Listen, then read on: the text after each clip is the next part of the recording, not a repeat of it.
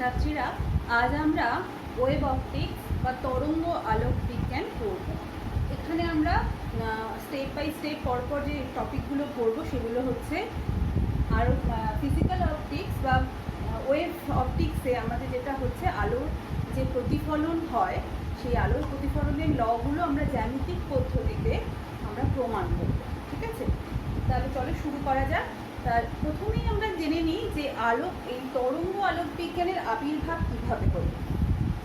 1634 খ্রিস্টাব্দে বিজ্ঞানী দেকার্তে তিনি প্রথম বললেন যে আলো হচ্ছে, আলোকরশ্মি আসলে কি না, উনি বললেন যে একটা দীপ্তমান কোনো বস্তু থেকে কিছু অদৃশ্য কণিকা, স্রোতমান কণিকা নির্গত হচ্ছে, যেটা আসলে আলো হিসাবে আমরা দৃশ্যমান হচ্ছে। অর্থাৎ আলো একটা কিছু কণিকা, স্রোতমান কণিকার একটা প্রবাহ। এটাই তিনি প্রথম 1636 খ্রিস্টাব্দে বলেন, এবং এই প্রস্তাবটা বিজ্ঞানী নিউটন তিনি কিন্তু আরও অনেক বেশি পরিবর্তন সহকারে ব্যাপারটাকে সবার সামনে আর কি প্রস্তাব রাখেন। তো সেটা অনেক পপুলার হয়, এবং এই দেকার্তে এবং নিউটন যে কথাটা বলেছিলেন সেখানে তারা বলেছিলেন যে এইভাবে আলো যেহেতু একটা স্রোতমান কণা রয়েছে, আলোক রশ্মি, তাহলে সেখানে কি বলেছেন ওনারা বললেন যে আলো লঘু মাধ্যমের তুলনায় ঘন মাধ্যমে আলোর বেগটা এক্ষেত্রে বেশি। অর্থাৎ এই কণিকা তত্ত্বে আলোক রশ্মি লঘু মাধ্যমে বেগ কম, ঘন মাধ্যমে বেগ এর বেশি। এরপর 1678 খ্রিস্টাব্দে ক্রিশ্চিয়ান হাইগেন্স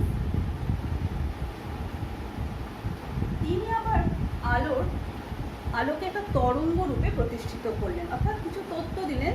সেই তত্ত্ব অনুযায়ী তিনি বললেন যে আলো হচ্ছে তরঙ্গ, এক প্রকার তরঙ্গ, এবং এই তরঙ্গের অনুযায়ী উনি যে কণিকা তত্ত্বের থেকে, এই যে কণিকা তত্ত্ব এখানে প্রতিষ্ঠিত হয়েছিল, সেই কণিকা তত্ত্বের পুরো অপোজিট একটা অ্যাজাম্পশন তিনি রাখেন। সেটা কি, তিনি বললেন লঘু মাধ্যমে কিন্তু আলোর বেগ বেশি, ঘন মাধ্যমে আলোর বেগ কম, যেটা আগের বলা তত্ত্ব সম্পূর্ণ বিপরীত ছিল। তারপর হাইগেন্স যে কথাগুলো বলেছিলেন তার মধ্যে একটাই যে সমস্যা দেখা দিয়েছিল, সেটা হচ্ছে যে আলো যেহেতু একটা তরঙ্গ, তাহলে আলো বিস্তারের জন্য আলোর কী হবে না, আলোর একটা জড় মাধ্যম প্রয়োজন। অথচ দেখা যাচ্ছে যে আলো কিন্তু জড় মাধ্যম ছাড়াও বিস্তার লাভ করতে পারে। এখানে একটা দ্বন্দ্ব তৈরি হয়, এবং আস্তে আস্তে বিভিন্ন পরীক্ষার মাধ্যমে, যেমন 1801-এ তোমার থমাস ইয়ং এবং 1850 খ্রিস্টাব্দে বিজ্ঞানী ফুকো, তারা বিভিন্ন পরীক্ষা করে আলোর ব্যতিচার ধর্মকে প্রমাণ করেন, এবং আলো যে সত্যি সত্যি এক প্রকার তরঙ্গ সেটা কিন্তু সবার সামনে প্রতিষ্ঠিত করেন। এরপর আরও পরে বিজ্ঞানী ম্যাক্সওয়েল তিনি বললেন যে আলো কিন্তু শুধু তরঙ্গ নয়, এটা এক প্রকার ইলেকট্রোম্যাগনেটিক ওয়েভ, অর্থাৎ তড়িৎ চুম্বকীয় তরঙ্গ। অর্থাৎ এই তরঙ্গের ওপর কী হয় না, একটা তোমার ইলেকট্রিক ফিল্ড ও একটা ম্যাগনেটিক ফিল্ডের প্রভাব তিনি লক্ষ্য করলেন, এবং যখনই তিনি এটাকে বললেন যে এটা একটা ইলেকট্রোম্যাগনেটিক ওয়েভ, তখনই তিনি বললেন ইলেকট্রোম্যাগনেটিক ওয়েভের জন্য কোনো জড়মাধ্যম প্রয়োজন হয় না। অর্থাৎ জড়মাধ্যম থাকলেও কিন্তু তার মধ্যে দিয়ে এই ওয়েভ যেতে পারবে। ফলে আলো যে আমাদের আগের তত্ত্ব অনুযায়ী, শুধু তরঙ্গ তত্ত্ব অনুযায়ী যে সমস্যাটা তারা ভাবছিলেন, সেটা কিন্তু এখানে দূর হলো। অর্থাৎ এটা যেহেতু একটা তড়িৎচুম্বকীয় তরঙ্গ, তাই সহজেই আলো কিন্তু জড়মাধ্যম ছাড়াও বিস্তার লাভ করতে পারে। ঠিক আছে, এইভাবে আলো যে একটা তরঙ্গ সেটা সবার সামনে কিন্তু বিজ্ঞানীরা রাখেন। এরপর আমরা যেটা পড়বো, হাইগেন্স, এই যে বিজ্ঞানী হাইগেন্স প্রথম তরঙ্গ তত্ত্বকে সামনে নিয়ে আসেন, বিভিন্ন তত্ত্ব দেন, সেই তত্ত্ব অনুযায়ী হাইগেন্সের নীতিগুলো কী কী সেগুলো আমরা এক এক করে পড়বো। তার আগে আমরা দেখে নিই, এই নীতিটা জানার আগে আমাদের একটা নতুন রাশি, আলোক বিজ্ঞানের রাশি, সেটা আমাদের জানতে হবে। সেটা হচ্ছে ওয়েভ ফ্রন্ট বা তরঙ্গমুখ।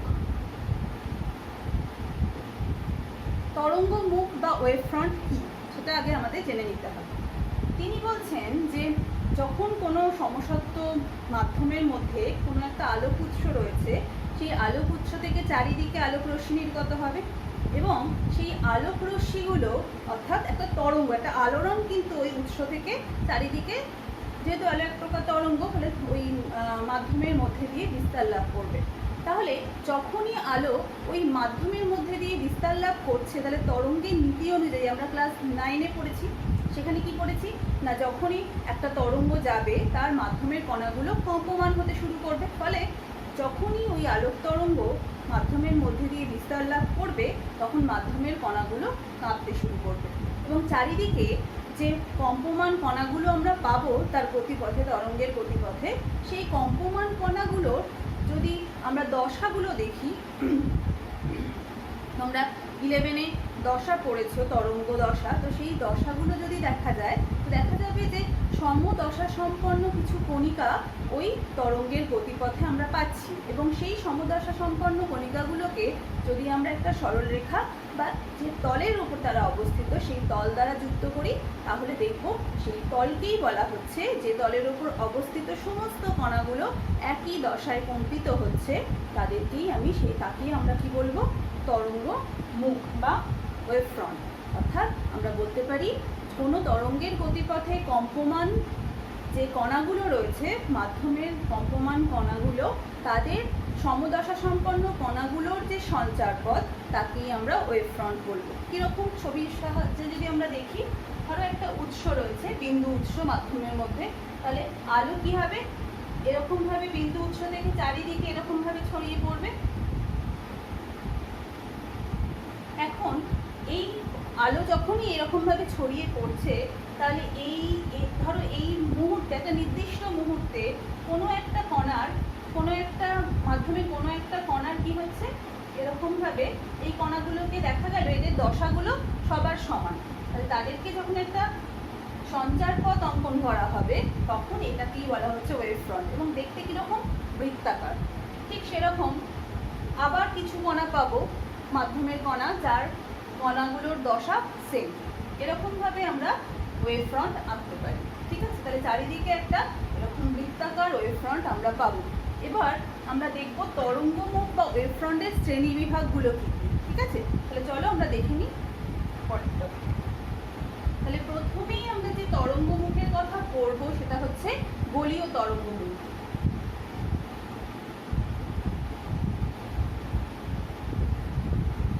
তাহলে কোনো একটা গোলীয় তরঙ্গমুখ আসলে কি না, যখনই একটা বিন্দু উৎসের কথা আমরা বলবো, আলোক উৎস, সেখান থেকে আলো নির্গত হচ্ছে, তখন তার চারিদিকে যে সমদশা সম্পন্ন কণাগুলোর সঞ্চার পথ গঠিত হবে, সেইগুলো কিন্তু সবই কি হবে, বৃত্তাকার হবে, একটা বৃত্তের একটা অংশ বা বৃত্তচাপ আকারে থাকবে। তাহলে এই যে তলগুলো, এটাকেই বলা হচ্ছে গোলীয় তরঙ্গমুখ।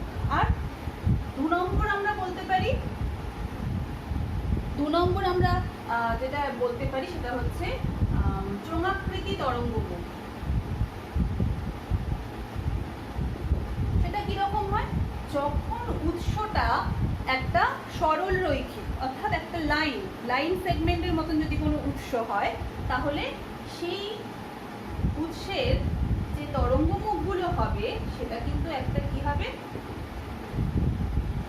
চোঙাকৃতি তরঙ্গমুখের মতন সে বিস্তার লাভ করবে।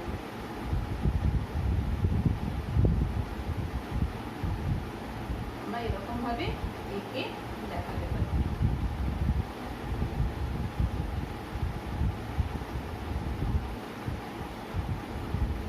তার মানে যখনই একটা লাইন সেগমেন্ট নিয়ে কথা বলবো, একটা বিন্দুর পরিবর্তে, তখনই তার যে তরঙ্গমুখ হবে সেটা হয়ে যাবে চোঙাকৃতি তরঙ্গমুখ।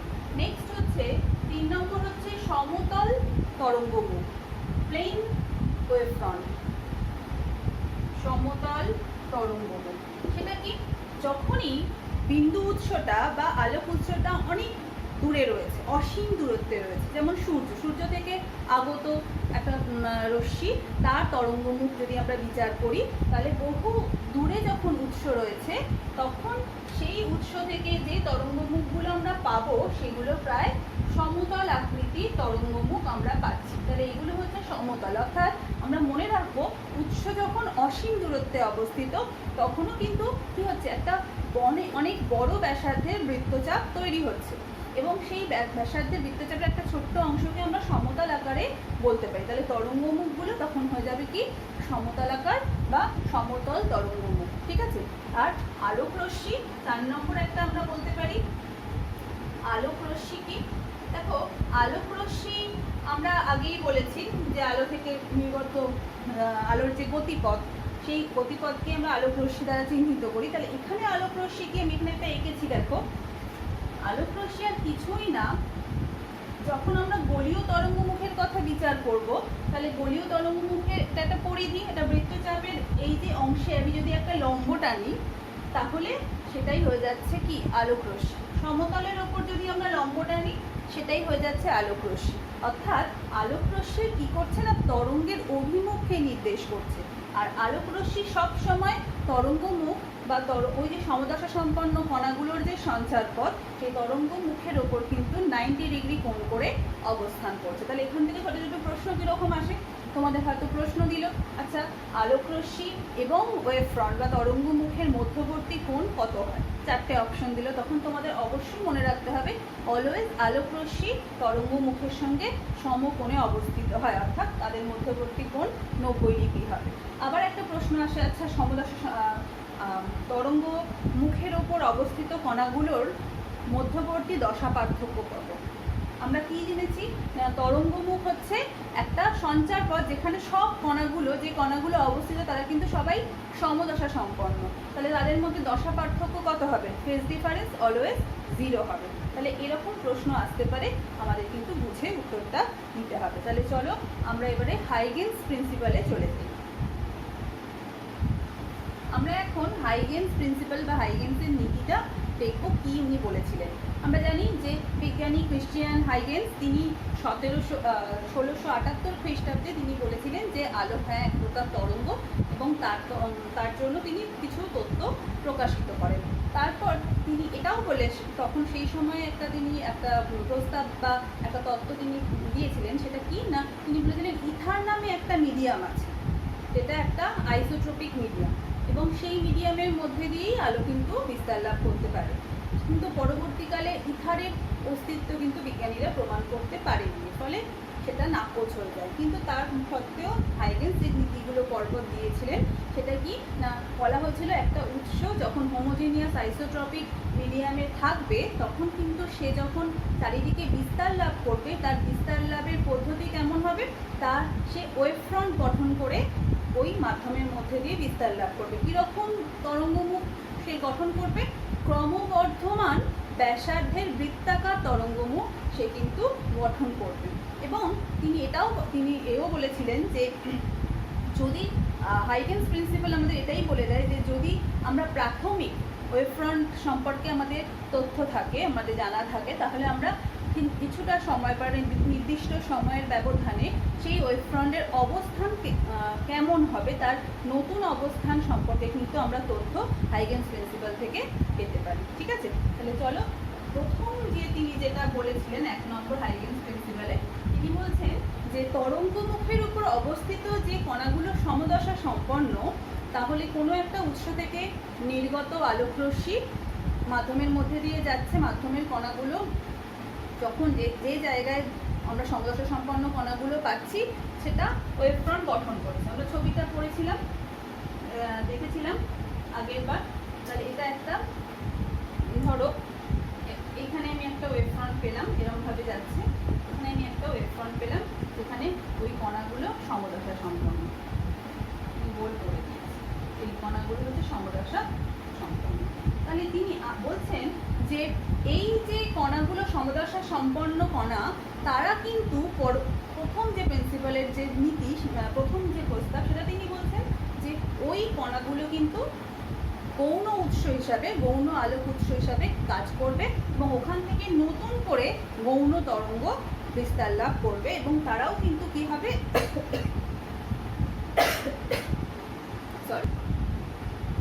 যেটা বলছিলাম যে হাইগেন্সের নীতি অনুযায়ী কোনো তরঙ্গের উৎস যখন আলোক রশ্মি নির্গত হচ্ছে, তখন ওই বিন্দুগুলো অর্থাৎ সমদশা সম্পন্ন কণাগুলো আসলে নতুন গৌণ উৎস হিসাবে এখানে ক্রিয়াশীল হবে, অর্থাৎ সেখান থেকেও অনুতরঙ্গ বা নতুন তরঙ্গ নির্গত হবে এবং তারাও কিন্তু মাধ্যমের মধ্যে এগিয়ে যাবে, অর্থাৎ ছড়িয়ে পড়বে চারিদিকে। তাহলে এই যে তিনি প্রস্তাব দিলেন যে গৌণ তরঙ্গ উৎস, সেটা আসলে কোথা থেকে তৈরি হচ্ছে? ওই ওয়েভ ফ্রন্টের ওপর অবস্থিত বিন্দু উৎসগুলো থেকে কিন্তু তৈরি হচ্ছে। এটাই হচ্ছে ফার্স্ট প্রস্তাব, যে গৌণ তরঙ্গ উৎস আমরা কোথায় পাবো? ওয়েভলেটের ওপর অবস্থিত সমদশা সম্পন্ন কণাগুলো থেকে। এবং এটাও তিনি বলেন ওই গৌণ তরঙ্গ উৎসগুলোকে বলা হচ্ছে ওয়েভলেট বা অনুতরঙ্গ। ঠিক আছে, নেক্সট 2 নম্বর তিনি বলেন যে এই যে গৌণ তরঙ্গ উৎসগুলো আমরা পেলাম, এখান থেকে আবার বৃত্তাকার ফরম্যাটে ওয়েভ ফ্রন্টগুলো বেরোবে, ইন্ডিভিজুয়ালি প্রত্যেকটা কণা আবার ওয়েভ ফ্রন্ট তৈরি করবে। তাহলে ওই গৌণ উৎসের যে বৃত্তাকার ওয়েভ ফ্রন্টগুলো রয়েছে তাদের উপর যদি আমরা স্পর্শক অঙ্কন করি তাহলে কি হবে? এগুলো তো প্রত্যেকটা কণা, আমি তো অনেক ফাঁকা ফাঁকা এঁকেছি, তাহলে প্রচুর কণা অবস্থিত, তাহলে তাদের যে স্পর্শকগুলো তারা একে অপরের সঙ্গে কি করবে? যদি যুক্ত করি তাহলে আমি একটা নতুন স্পর্শক তল পাবো।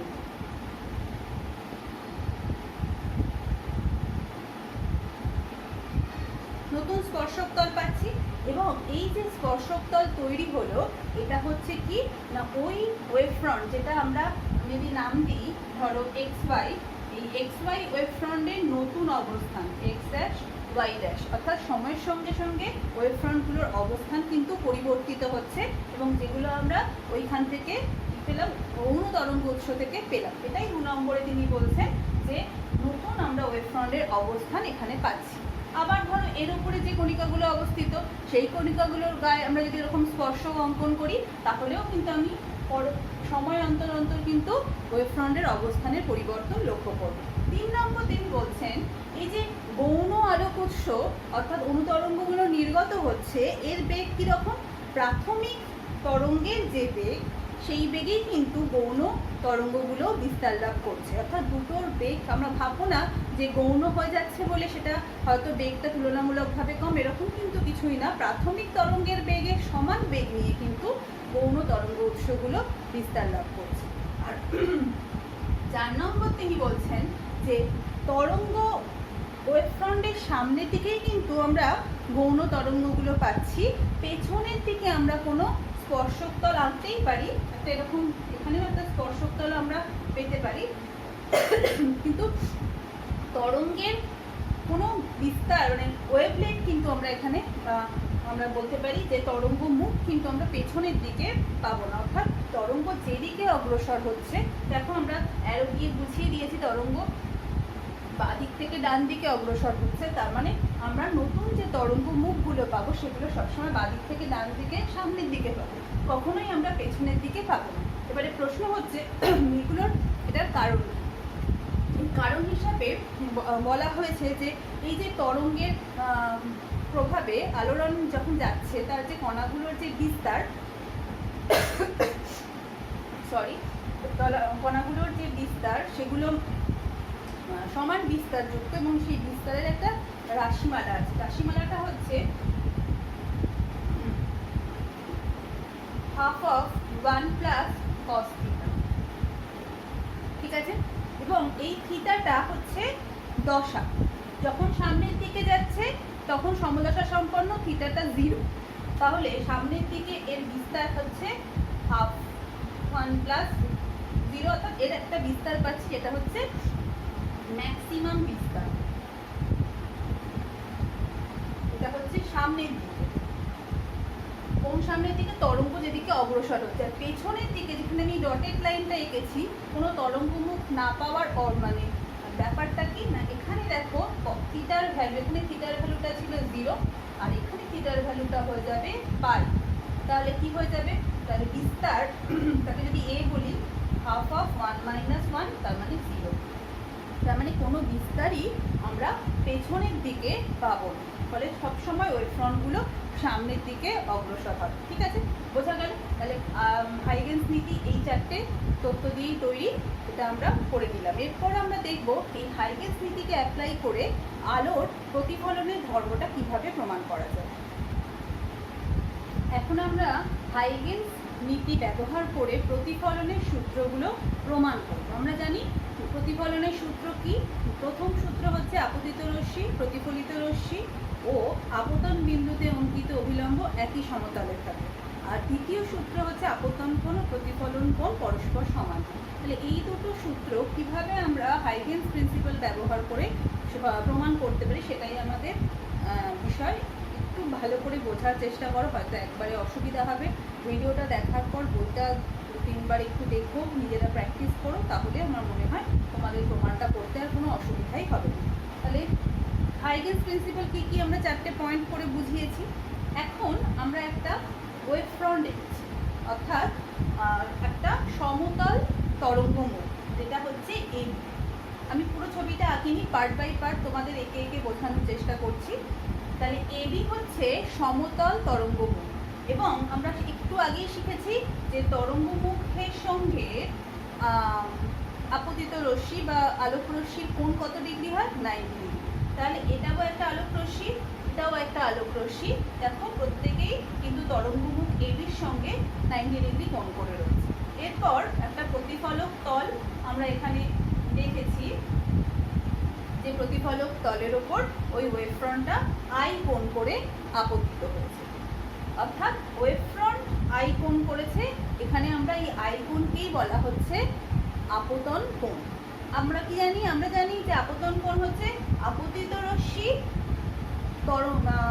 কি বলবো প্রতিফলক তলের ওপর অঙ্কিত অভিলম্বের সঙ্গে যে কোণ করে তাকেই বলা হয় আপতন কোণ। তাহলে আমরা সেটাও দেখেছি যে এই হচ্ছে আপতিত রশ্মি। আপতিত রশ্মিটা একটু বাড়াই তাহলে তোমাদের বুঝতে সুবিধা। আপতিত রশ্মি অভিলম্ব এঁকেছি ডটেড লাইন দিয়ে, সেটার সঙ্গে আই কোণ করে রয়েছে, ফলে এটাও আই, এটাও আই। এবারে আমি এটা মুখে বললাম, কিন্তু এটার কি কোনো প্রমাণ আছে যে এটা, যেহেতু এটা জানি, আমরা সবাই জানি আপতন কোণ, আপতিত রশ্মি যে কোণ করে আপতন কোণ, কিন্তু ওয়েভ ফ্রন্ট বা তরঙ্গমুখ প্রতিফলক তলের সঙ্গে যে কোণ করে সেটাও কিভাবে আপতন কোণের সঙ্গে সমান হচ্ছে একটু ভালো করে যদি আমরা ভেবে দেখি। আমি আলাদা করে যদি ছবিটা আঁকি, এটা হচ্ছে প্রতিফলক তল, এটা হচ্ছে অভিলম্ব, এবং এটা হচ্ছে আপতিত রশ্মি। তাহলে এই কোণটা আমরা সবাই জানি আপতন কোণ। এখন এটা এই তলটার ওপর লম্ব, আবার এই যে আপতিত রশ্মি সে আবার ওয়েভ ফ্রন্টের ওপর, এটা যদি ওয়েভ ফ্রন্ট হয় তার উপর লম্ব। তাহলে জিনিসটা কিরকম হচ্ছে? জিনিসটা হচ্ছে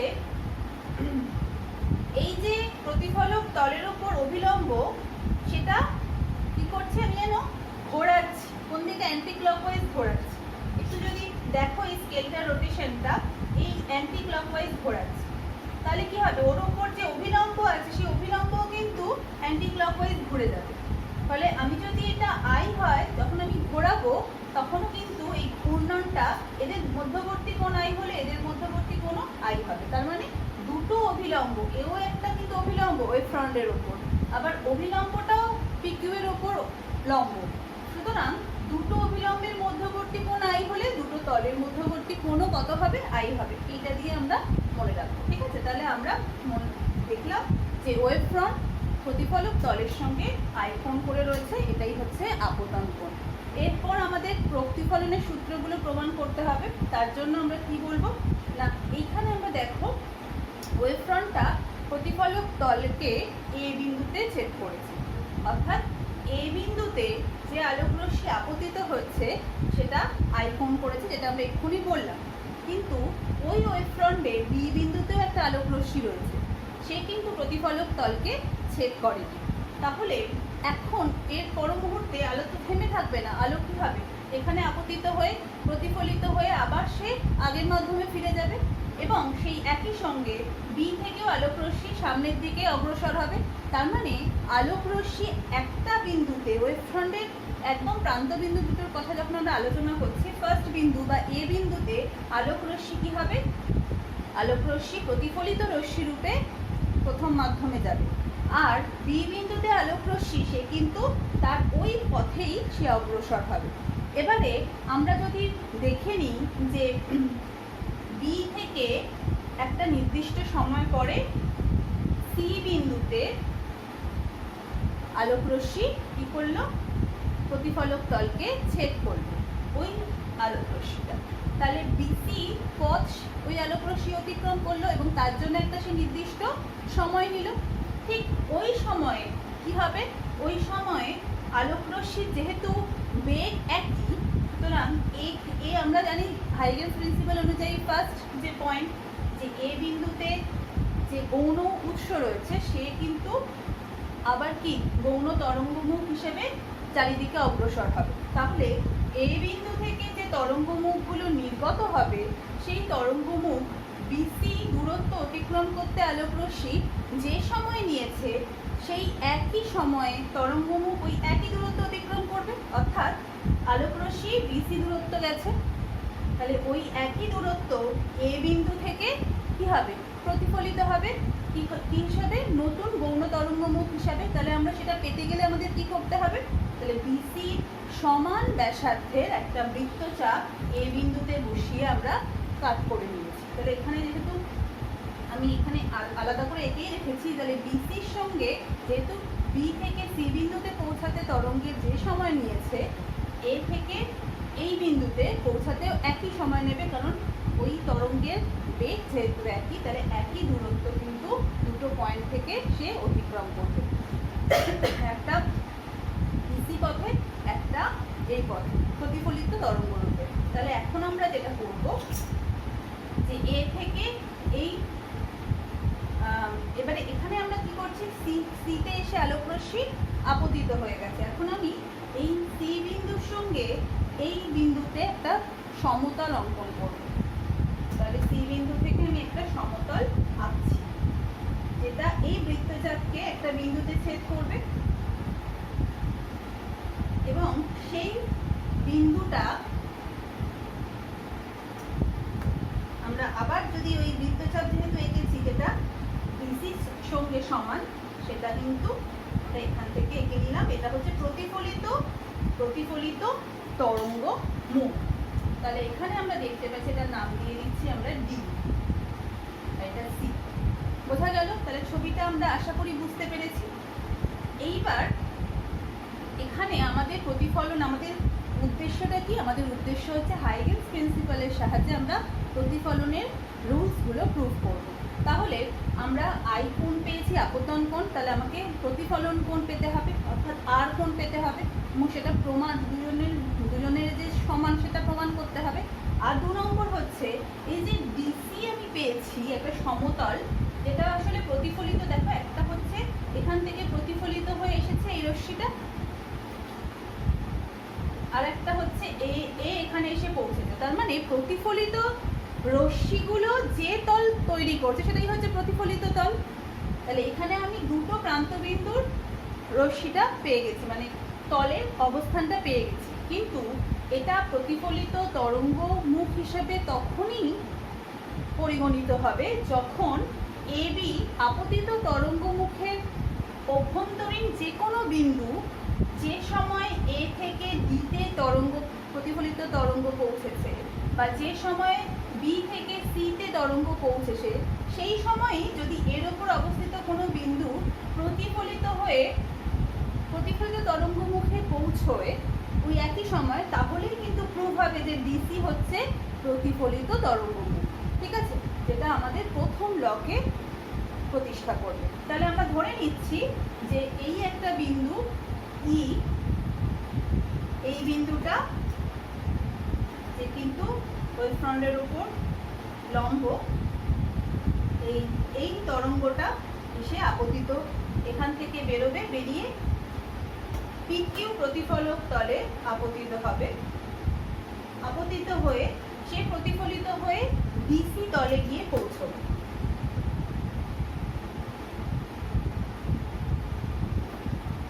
এবং এটার নাম দিচ্ছি ই এফ জি।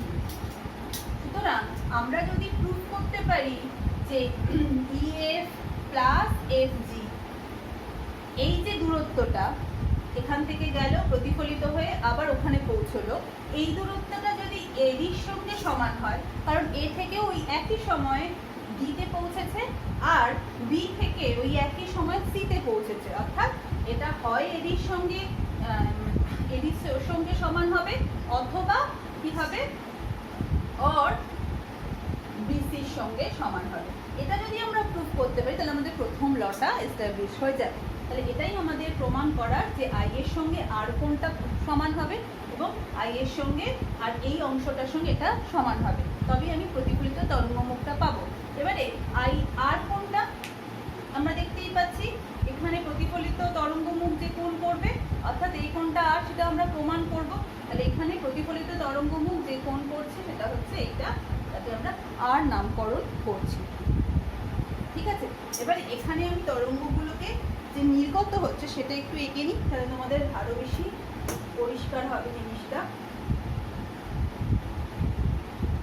ওরা সবাই প্রতিফলিত হয়ে চলে যাচ্ছে এবং ওই প্রতিফলিত তরঙ্গগুলোকেই কিন্তু তরঙ্গমুখ গঠন করছে। ঠিক আছে, এইবার এটা প্রমাণ করার জন্য আমাদের যেটা করতে হবে, এফ বিন্দু থেকে বিসি এর উপর আমরা একটা লম্ব অঙ্কন করব। তবে এফ বিন্দু থেকে একটা আইডিয়া করে একটা লম্ব অঙ্কন করছি।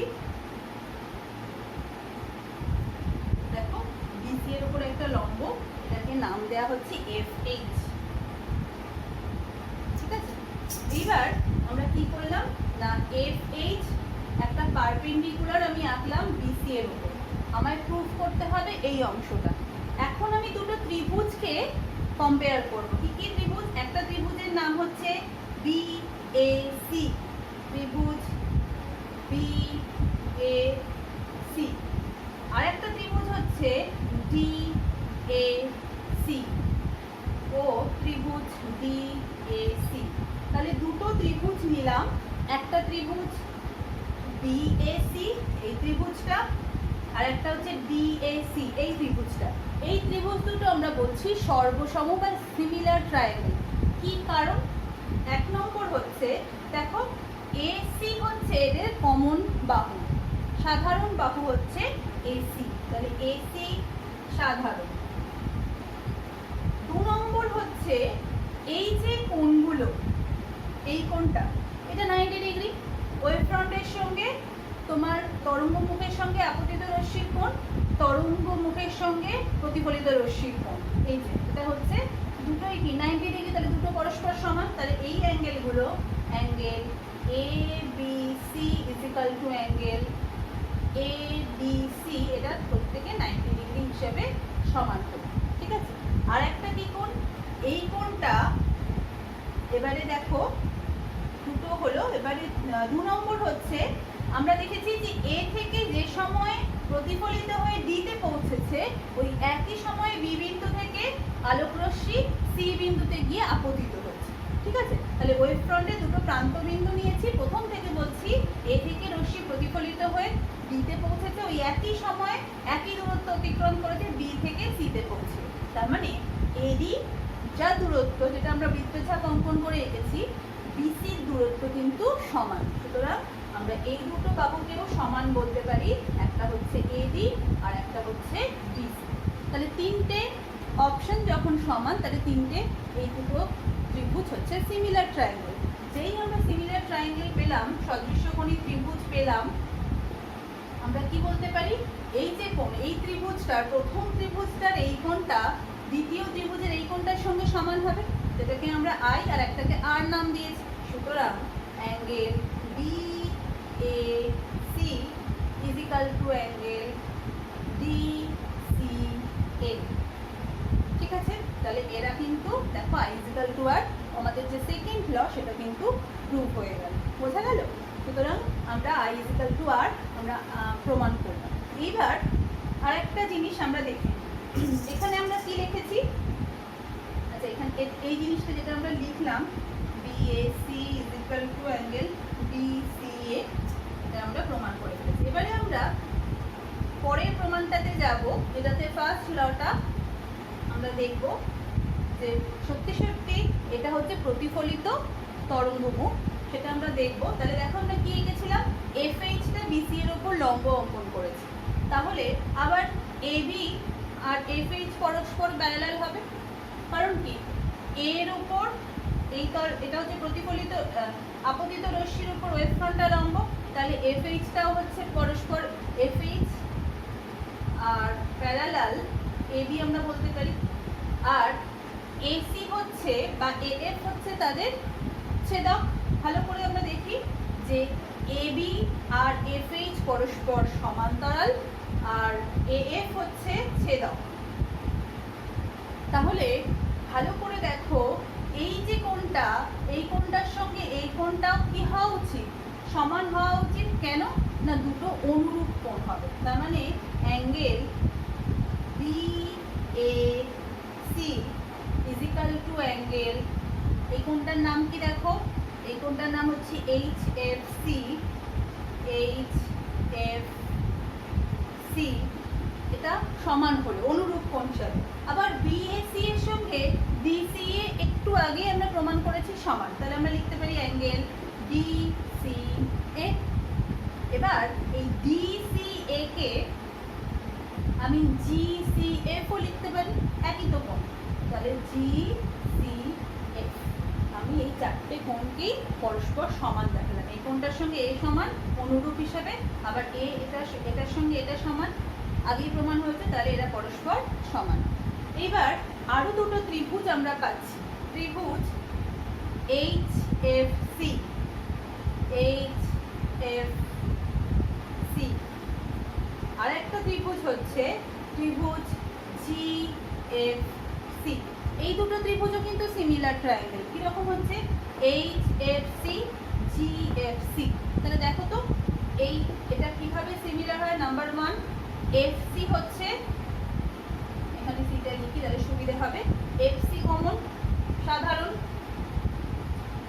2 নম্বর হচ্ছে এই যে কোণটা 90 ডিগ্রি এঁকেছি, আবার এটাও কিন্তু প্রতিফলিত তরঙ্গ, ফলে এও কিন্তু তরঙ্গ মুখের উপর 90 ডিগ্রি হবে। তাহলে angle F H C is equal to angle F G C, এরা সবাই 90 ডিগ্রি। আর কি?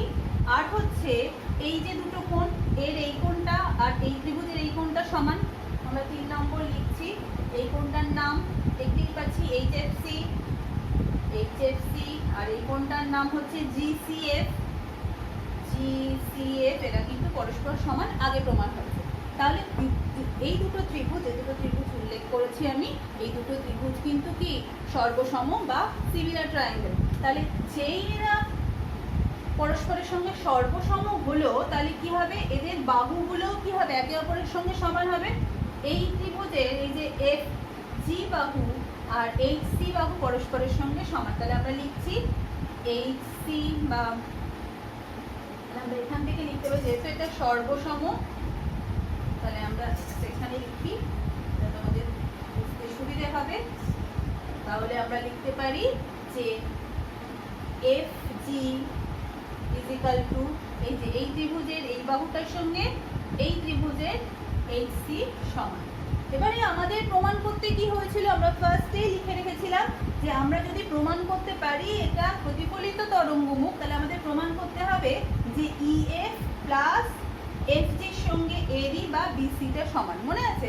এটা আমরা লিখে রেখেছিলাম, একবার লিখি যে ইএফ প্লাস এফজির সঙ্গে হয় এডি সমান বা কি বিসি সমান। এটাকে সমান আমাদের প্রুফ করতে হবে। তাহলে দেখো আমরা এখন দুটো সর্বসম ত্রিভুজ থেকে এটা প্রতিষ্ঠা করলাম যে এফ জি কোথায় গেল, এই যে এফ জির সঙ্গে এইচ সি সমান। তাহলে আমি এফ জি পেয়ে গেছি, আমাকে ইএফ তাহলে যোগ করতে হবে। তাহলে আমি এর সঙ্গে ইএফ যোগ করলাম, এর সঙ্গে আমি যেই ইএফ যোগ করলাম ইকুয়াল টু সাইনের ওই দিকে সমান জিনিস যোগ করতে হবে, তাহলে ওটাকে আমি ইএফ যোগ করলাম। এবারে ভালো করে একটু আমরা যদি অবজার্ভ করি, যেই আমি ইএফ যোগ করলাম, এবারে এই অংশটা দেখো, কোন অংশটা না, এই যে একটা সমান্তরিক তৈরি হয়েছে ইএফ এইচ বি, তাহলে আমি ইএফ লিখেছি। তাহলে এর অপোজিট বাহু এইচ বি, যেটা কিন্তু একে অপরের সঙ্গে কি সমান। তাহলে আমি এখানে ইএফ এর পরিবর্তে এইচ বি লিখতেই পারি। তাহলে আমি এইখানে পরিবর্তিত করছি, অর্থাৎ ইএফ প্লাস এফ জি সমান সমান এখানে আমি লিখছি এইচ বি বা বিএইচ। বিএইচ প্লাস যেটা ছিল এখানে কি ছিল এইচ, বাকিগুলো মুছে দিই।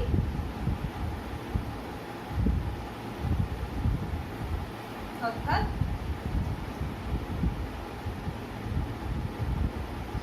আমরা এটা ইএফ এর পরিবর্তে ইএফ এর অপোজিট বাহু বিএইচ কে আমি প্লাস করে দিলাম। তাহলে এইবার আমাদের কি জায়গাটা এলো, আমি এটা প্রমাণ করতে চাইছিলাম। তাহলে দেখো তো বিএইচ প্লাস এইচসি এই দুটোর যোগফল আসলে কি বিসির সঙ্গে সমান, সুতরাং এটা ইকুয়াল টু হয়ে গেল বিসি।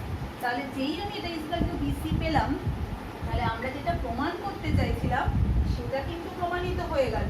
কি প্রমাণিত হলো? এটাই প্রমাণিত হলো যে আপতিত তরঙ্গমুখ যেটা রয়েছে তার উপর যে কোনো একটা বিন্দু, সে কিন্তু ওই একই সময়ে প্রান্তবিন্দুগুলো যখন একটা প্রান্তবিন্দু পৌঁছেছে প্রতিফলক তলে, একটা প্রান্তবিন্দু প্রতিফলক তল থেকে প্রতিফলিত হয়েছে, তখন কিন্তু সেই একই সময়ে ই বিন্দু থেকে রশ্মিটা প্রতিফলিত হয়ে কিন্তু প্রতিফলিত তরঙ্গ মুখে গিয়ে পৌঁছেছে, যেটা কিন্তু আমরা ডিসি নাম দিয়েছিলাম। তার মানে ডিসিটা কিন্তু সত্যি সত্যি একটা কি প্রতিফলিত তরঙ্গমুখ। তাহলে যেই আমি ডিসি তরঙ্গমুখ হয়ে গেল, তাহলে আমরা যে প্রথমেই প্রমাণ করে রেখেছিলাম যে বিএসি এই কোণটার সঙ্গে ডিসিএফ সমান বা ডিসিএ সমান, তাহলে এটাই হয়ে যাচ্ছে, এটা আপতন কোণ ছিল আর এটা হয়ে যাচ্ছে প্রতিফলন কোণ ছিল। তাহলে আমাদের যে দ্বিতীয় সূত্র সেকেন্ড ল, আপতন কোণ আর প্রতিফলন কোণ পরস্পর সমান, সেটা কিন্তু প্রুভ করে।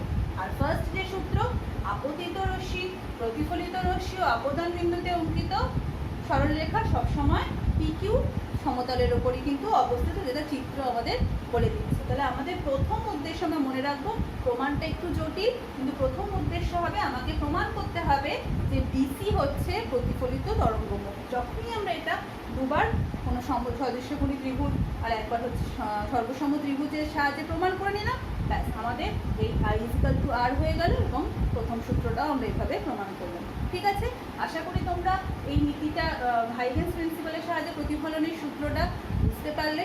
যদি তোমাদের অসুবিধা মনে হয় আমায় প্রশ্ন করতে পারো। আর তোমরা এই রিলেটেড যে ধরনের প্রশ্ন পরীক্ষায় সবসময় প্রতিফলনের সূত্র প্রমাণ করো বা এর পরের দিন আমরা প্রতিসরণের সূত্র প্রমাণ করো, এরকম পরীক্ষায় অল্টারনেটিভ করে কিন্তু প্রত্যেক বছরই এখান থেকে প্রশ্ন আসে। তাই তোমরা খুব ভালো করে এটা তৈরি করবে, বারবার প্র্যাকটিস করবে। আশা করি তোমরা এটা খুব ভালো করে রেডি করতে পারবে। ঠিক আছে, আজকে এই পর্যন্ত।